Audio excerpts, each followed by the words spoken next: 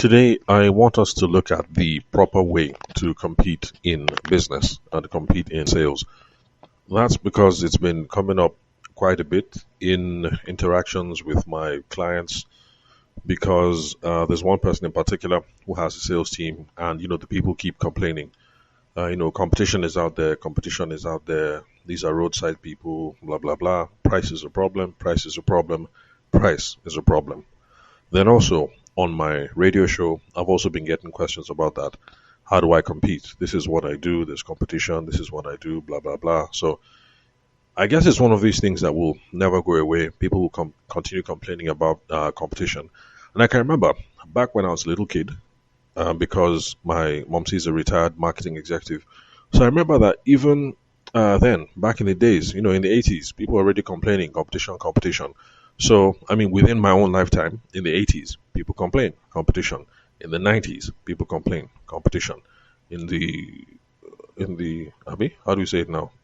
80s, 90s, 20s? Excuse me. In the 20s, people complain. And long after I'm gone, in the 30s, if you're listening to this podcast in 30, whatever, there will still be competition. So, for those of you who are listening to this podcast in 3026 or whatever, just know that this is not a problem that is brand new and that is not unique to you. It's been here for a very, very, very long time, and it's not going to go away. Okay, so for those of you listening in 3027 or whatever, let me abandon you guys now and come right back to my people in 2026 when I recorded this podcast episode. So, 2026 people. Okay, competition. Now, what does competition mean? Competition just means when people have alternatives. If people have alternatives, then there's competition.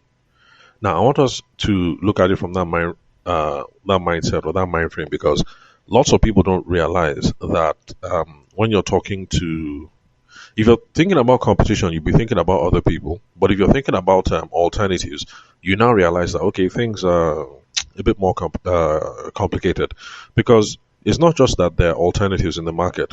It's also the fact that people can do nothing, absolutely nothing. So let's say this is my client now, solar sales. You think competition, competition. Okay, yes, that is true. But you know that people can also do nothing. Like, you know what? I'll just stay with NEPA the way it is. NEPA is crap. You know what? I'll just manage NEPA. Any which way, people have alternatives. So I think that's the proper way to think about it. Alternatives. Right? Rather than thinking other people. But now let's go back to this competition thing. Other people. So yes, when there are alternatives in the market, then you have competition. But I hope I've been able to pass across this idea that competition is inevitable. It will always be there. It will never go away. So even back in the day when our parents were growing up in the villages, that's for those of us whose parents were village children, you have somebody who is a meat seller in the market, and he seems to be doing okay. And then lo and behold, next year another meat seller comes, and then before you know it, there's a meat section. Competition. It's just the way it is. Now, competition is even more inevitable nowadays in 2026 because access to information is everywhere. So there are some industries that people could not just enter because they didn't have the information, they didn't have the skill set. Now, you know that I am a former lawyer. Now I'm a business consultant. But in between, I was in events, and then my brother and we did export. So let's say export now. People in the export industry, they complain that there's competition. The reason why there's competition is because with access to the internet now, everybody has information about how to get into the export business, about which forms to buy, about where to register, about how to use freight forwarders, about, like, you name. The information is out there. So if you're an exporter who was killing it in the 60s and 70s and in the 80s, when the internet comes on the scene, at least in Nigeria, in like 90s, 20s, of course you're going to see lots of competition. People have more information. So that's just it. It's basic, standard. Like my parents, before my mom started her marketing career, she used to be a journalist. My father too used to be a journalist. It was one of those things. Before, to be a journalist, you had to go to school and you had to get the certificate. But then with access to the information and modern technology and, blah, blah, blah, people can buy cameras, Anybody can put up a blog post. It just became a whole lot easier to be a journalist or a public relations specialist. People complain that the publishing industry is dying because everybody now thinks that they can start a publishing outfit. And yeah, that's the case. Because it's access to the information. The internet is there. Anybody can go and research, how can I be a book publisher? And then tomorrow they go and open their book publishing outfit and then they drop the price so that they can compete with you. So it's normal. Because there's access to information, we will see more and more competition. There's absolutely nothing we can do about it. Information used to be a keeper, a gateway, used to be a blocker. It's not there anymore. Apart from information now, people have access to markets a whole lot easier. So in the good old days, if you're in the solar space and you're importing your solar panels from China, you're the only person who had the information. And honestly speaking, you're the only person who could afford to travel to China and hook this thing up. But now with Alibaba and WhatsApp and all these kinds of things, anybody can go on YouTube, learn how to be in solar, put together some money, Alibaba or whatever, get some panels down here. And lo and behold, that's it. Solar installer. Then, quite frankly, in Nigeria, we have this thing about packaging. So everybody who wants to come into business, they try and raise funds, packaging. So truth of the matter is, all the people that are coming in have access to information. There's access market, so they can buy their raw materials and resources and whatnot. And the fact of the matter is, they're trying to package their way to success. So they have more money than you. That's the truth. So, competition. Now, the effect of competition, or one of the immediate effects that we face, is price pressure. Why is that the case? Unfortunately, it's because people are lazy. When you're coming into the market, everybody thinks, "Oh, you know what? Let's compete on price. Oh, let's drop the price and get more customers." It's just laziness, and also it's because people don't bother to learn how to sell. They don't bother to learn the business game. So one of the easiest things that you can see is price. So that is why when people are coming into the market, everybody's worried about packaging and everybody's worrying about price. Let me not price too much. It's an obvious lever to pull. So when we have competition, there's price pressure. Now, the mistake that lots of people make, because remember, we're talking about how to deal with competition today. The mistake that most people make is to get into a price war. So people complain, "You're too expensive, this person is cheaper, blah, blah, blah," and then you drop the price. That's immediately what people do. But we need to know that price wars don't help anyone at all. Because when you drop your price, your margins become rubbish. When we say margin, we mean the one that is on top. So let's say you sell mobile phones for a living, and let's say, which mobile phone will I use now? Okay, let's say Apple iPhone, because that one is like how much now? And the last time I heard, I think it was like 3 million or 4 million or something. So let's say Apple iPhone now is 3 million or 4 million, but the actual buying price, the amount that you bought it for, actually is more like 2.5. That 1.5 that is on top is supposed to be your profit margin. So when you remove 500k from that money, because you're dropping your price, you're doing discount or no whatnot, you're reducing your margin. That is 500k that should have been coming to your pocket. Now, this is the big problem. When you drop your margins, because remember, this is economics, it's money. The money still has to come from somewhere. You made plans based on 1.5 of margin on each phone, but you now remove 500k because you want to be closing deals. The money still has to come from somewhere. What that means is you now have to be selling more units. So if last year you could have sold 100 iPhones and stayed in business comfortably, because this year you decided to remove 500k on each iPhone, you have to actually sell more in volume to make up for that. And quite frankly, that's one of the reasons why I don't like competing on price.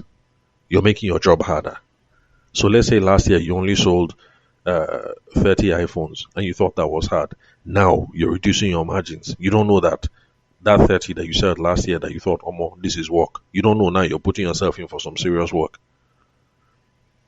In fact, there was one guy on YouTube, I can't remember the guy's name, but he did the math on one particular product. And he showed that for that product anyway, because different products have different margins, he showed that for that product, that every time they discounted 10%, the salesperson had to sell 33% more to make up for that margin. Let me put it this way: you're a salesperson, you're talking to somebody. Then, based on how much money the company wants to make and how much money you're being paid in commission and things like that, if you give somebody a 10% discount, you now have to sell a third more. So, in other words, if last year you sold 10 customers and that was what was able to give you good money for the business, good money for your commission, because you give somebody a 10% discount today, a third is now, what is a third of 10? So, let me round it up. Let's say 12. So, a third of 12. Abi, that is 12 divided by 3. That's 4. Good. So that means last year you sold 10 customers. Because you're giving people 10% discount, this year you have to sell 14 customers. I don't know about you, but I'm trying to make my job a lot easier. Quite frankly, I'm trying to make more money by selling to less people. I hope you're feeling me. That's what you should be trying to do, self. Because let's face it, you're not going to remain young forever. You can't continue to be doing Jackie work like this. You go, they push people up and down. Competing on price, it's not paying you at all. Remember, your margins will become rubbish. Then, unfortunately, you will now have to sell more. You will now have to hustle more to make up for that gap. So this whole price thing, competition, let me drop my price. Nah, it's not helping you at all. It's not helping you. In fact, yesterday, when I was on the radio, I received one wonderful testimony. I came home and I told my wife, and she was glad, and I was happy to hear it. There's somebody who called me a couple of weeks ago. This whole competition or something, and I told him, look, guys, stand your ground. And I told him some things to do. Unfortunately, I cannot remember exactly what I told him. To be honest, I can't remember. But the thing is, the guy called on the radio yesterday and he said, I called so. And so I said, your name sounds familiar now. He said, you told me to do one or two things. I went ahead and I did it. And this is what happened. The guy I was supposed to supplies to, he said that I should drop my price, that he had cheaper something. And the guy told me that he did exactly what I told him to do. Now, unfortunately, to be honest, I can't remember what I told him to do. It was weeks ago. But the guy said he stood his ground.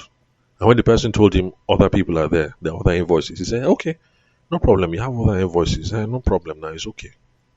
It's okay. It's not a problem. My own is, I know the quality I invested in this thing. I know the quality material that I use. So for me, even if I want to come down, I can't even give you this price. Other people are on ground, or I do business with them. That's how they ended the phone conversation. And the guy admitted that, yeah, he was desperate.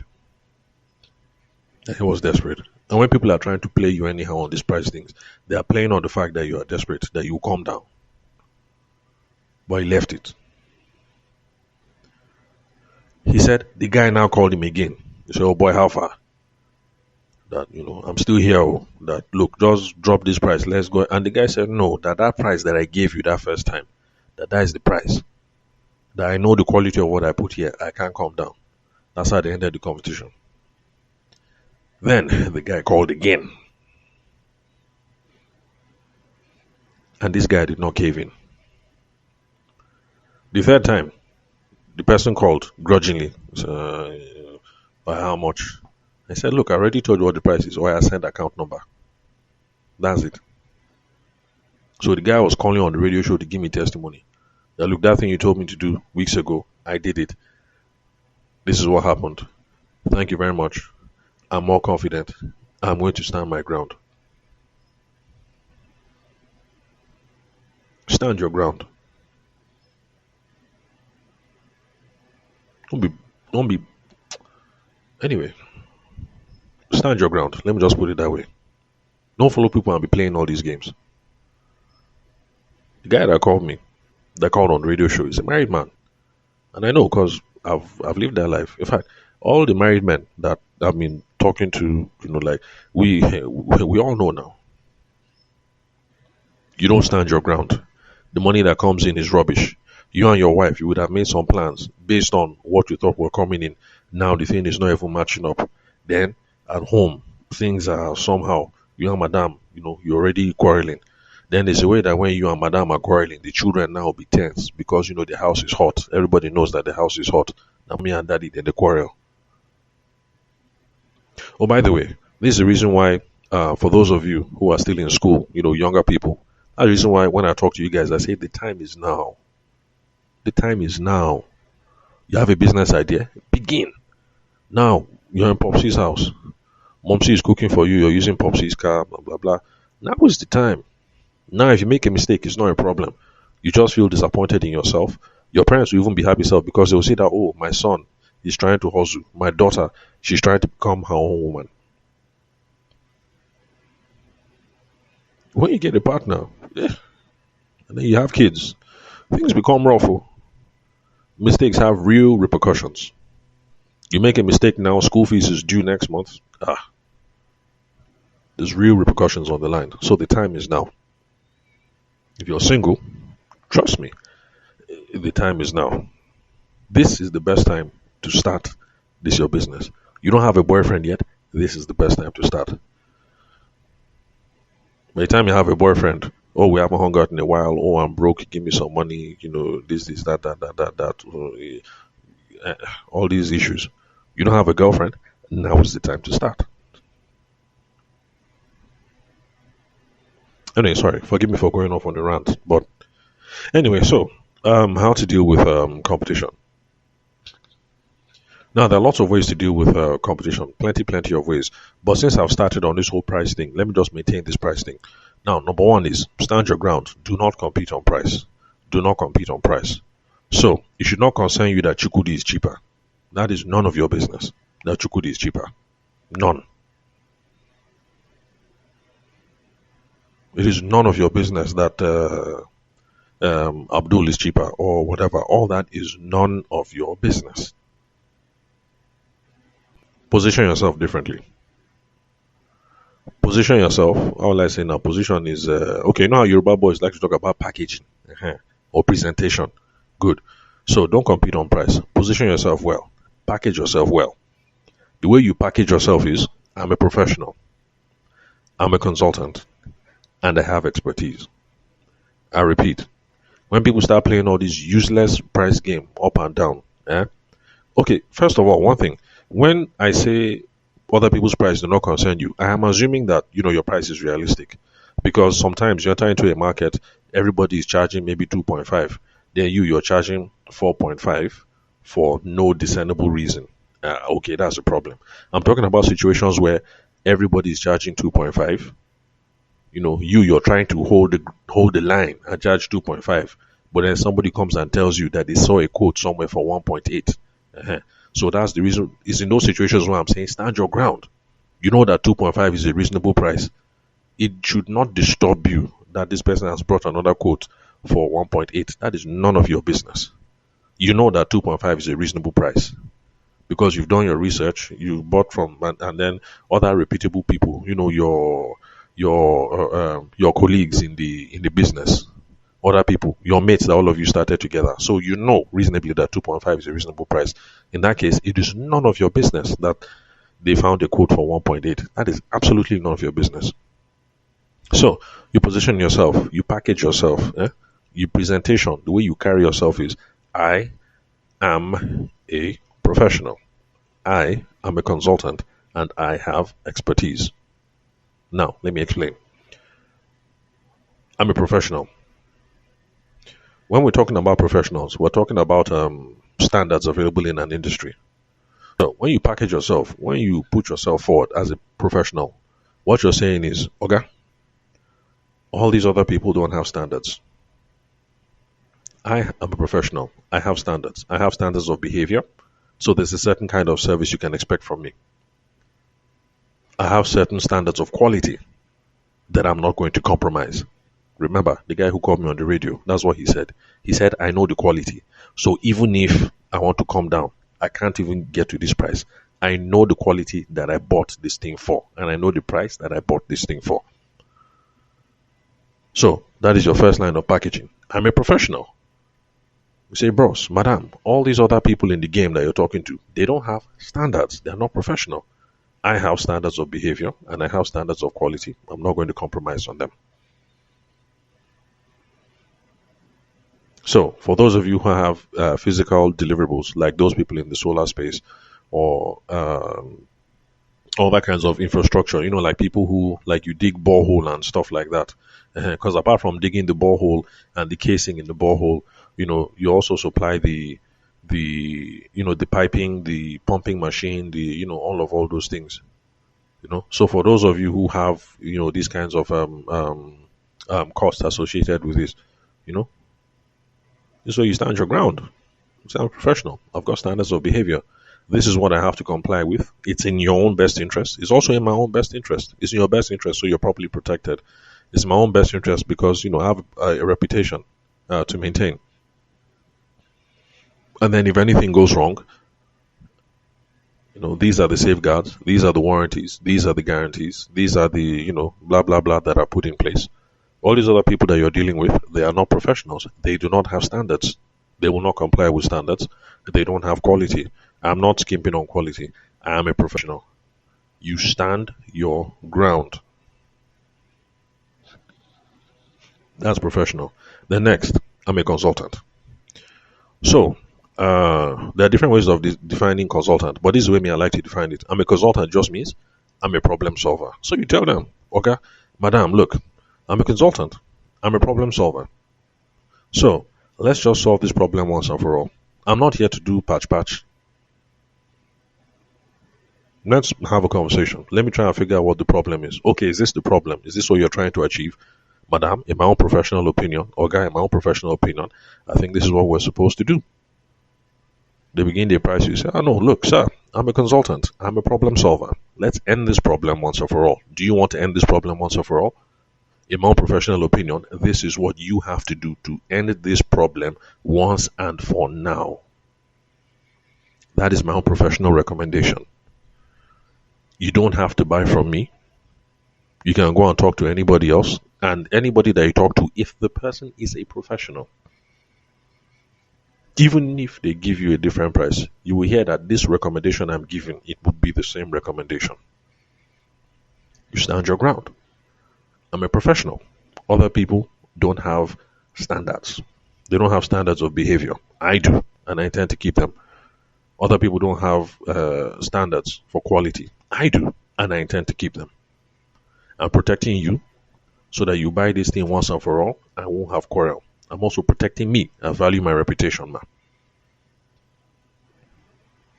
Then I'm a consultant. I'm a problem solver. I'm here.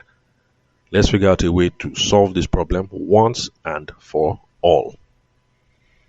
This is my professional recommendation. You don't even have to buy from me. Go and talk to any professional. You will hear, they'll tell you exactly the same thing. Then, expertise. Expertise now. The way I choose to define it, expertise just means insight. Insight just means you're telling the person something they didn't know before. You always make sure you give people insight. Oga, madam, blah, blah, blah. Here are things that you didn't know before that is making your problem worse. Or here are things that you need to know that could make your situation a whole lot better. So when people come, and they come and, price.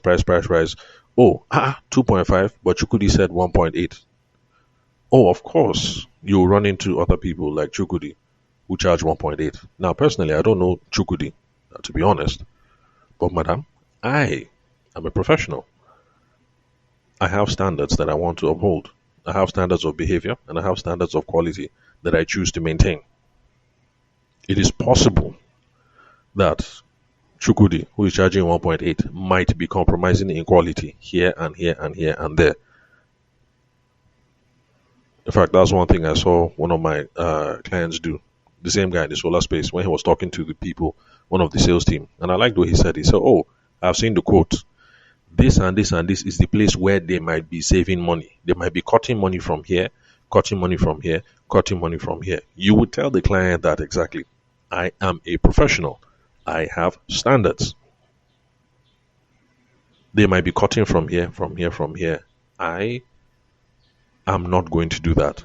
It is not in your own best interest, madam. is also not in my own best interest. Stand your ground. Then I'm a consultant. I'm a problem solver. Let's end this problem once and for all. Madam, is this what we're trying to achieve? This is the best way to achieve it. This is my final opinion. You don't have to do business from me. Feel free, go and talk to other people. You will hear that they give you the exact same recommendation that they are giving. And then if you want, you can throw in the Igbo perspective now, because I've seen Igbo boys do this thing very well.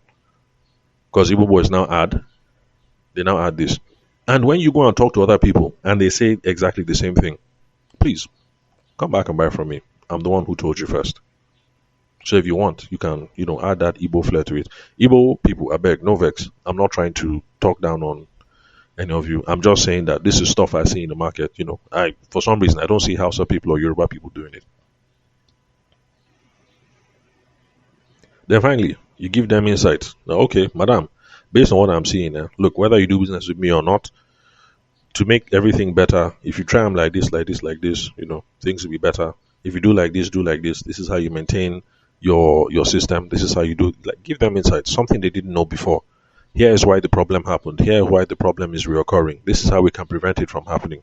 For those of you who remember that time that I spent over 300K fixing this thing in my car. What was it called again? I can't remember anyway. But it was one small problem that was causing the tires to go out of alignment and then causing the what do you call this thing now? When we were small, we used to call it Boris. Boris, what's it called? Boris, ball bearings. So the tire will go out of alignment, the ball bearings will go out of alignment, and then it was affecting a couple of things. Now, the mechanic I used at the end of the day to solve this problem once and for all, the guy was more expensive than the others. Truly, the guy goes school. But honestly, I appreciated that insight because I wondered that I have fixed this thing like 4 times already with 2 different people. Once the guy just explained it out, see here, you see this small thing here, sir, this is what is causing the problem. Now look, this is how much it will be to solve it with me. You don't have to go ahead with me. But sir, if you go any place else, they will tell you exactly the same thing. It's going to cost you a little bit more, but it's not just the ball bearing. It's not just the Boris we'll fix. We'll also fix this thing here in the linkage because the linkage is connecting to this thing. It will throw this one out of alignment. It will throw that one out of alignment. The thing will damage the Boris. And then the way the guy, I said, oh really? I really appreciated the insight. And I paid the guy. I didn't want to, but I paid him. This was September last year. I'm recording in, when are we now? June now. The problem has not reoccurred again. I have not heard a single sound, as in nothing. Just like he said. So, you're a mechanic, you're an engineer, you're an architect, excuse me, you're in the software space, you drill boreholes, you sell gadgets. This is how you do it. Do not compete on price. Position yourself as a professional. Position yourself as a consultant. Position yourself, as in play up your expertise. That is how you compete. If somebody steals business from you, let them steal business from you, not because they were cheaper. Let them steal because they were more professional, because they're more of a consultant, or because they have more expertise. That is how you should be copying people. Don't go and copy people on price. When you see somebody and like, these guys are professionals, go and copy them. It's not price. So, last, stand your ground. Remember, no be by force. Tell the other person, no be by force. It's not compulsory. Like, really, you don't have to buy from me. I'm saying 2.5, you have 1.8. Okay, if you trust that 1.8 person, I would suggest you take up the offer. For those of you who remember the episode when I was in, what's it called? Wuse Market. The scope that the guy pulled on me because I was trying to use volume. I calculated everything. I gathered everything together. By the time I did everything now, the number was now like 90K. So I just did quick mathematics in my head to try and reduce the number per unit so that by the time we multiply it will come up to like 50K. Once I showed the guy, on my phone, the guy looked at it, he laughed, he said, "Oh God," he said, "anybody that give you this price, go and buy from the person now.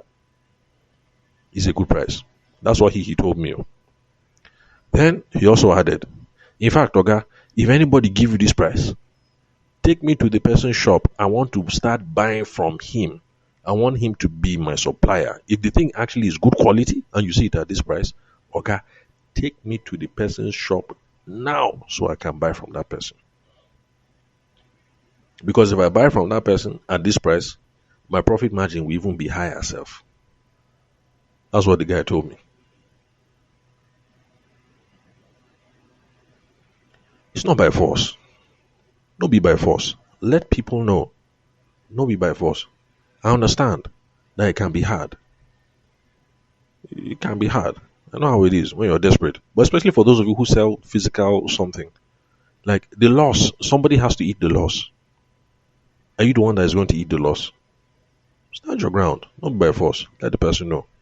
Then ultimately, we also need to get better. And that's why I always start whenever I'm training people on this whole thing of ICP, ideal customer profile, targeting. Who is your ideal? Who are the people we should go after? Last, at the end of the day, we need to tune up that part. Who are we chasing after? If you're selling your something 2.5, but you constantly keep going to places where people are pricing you 1.8, what do you expect?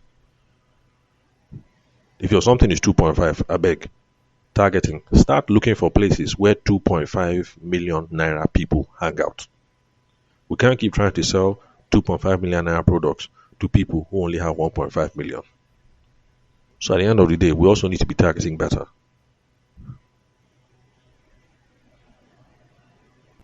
So, anyway, forgive me for this long rant. It's just that, yesterday on the radio show, got a couple of questions competition wise. That guy called in with the testimony. And honestly, the thing just lifted my heart, really lifted my spirit.